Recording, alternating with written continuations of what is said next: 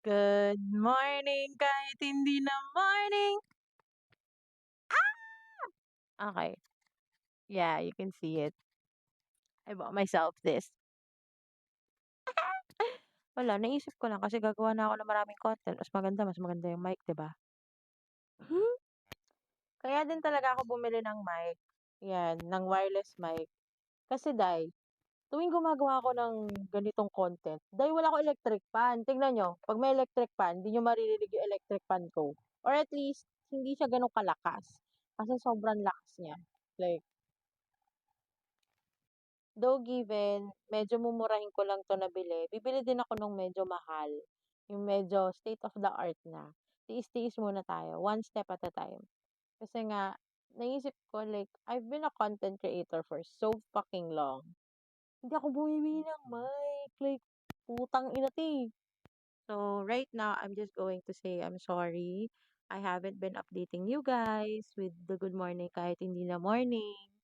I think I need to explain myself why. Why? And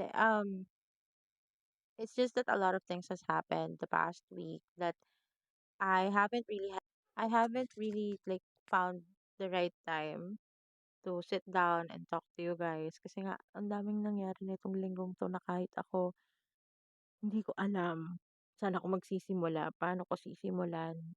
And I'm just like, what the universe? Bakit naman ganito? So, sa mga nag-check sa akin, like, asking me how I'm doing, what's happening, thank you. I mean, parang nagulat ako na may mga taong may paki pala sa akin, maliban sa nanay ko. Thank you. Okay. Talagang, etong good morning kahit hindi na morning session natin na 'to, eh, sign of life lang 'to.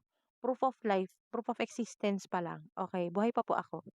Um, I will do like a proper sit down content, what happened, and tell you guys everything.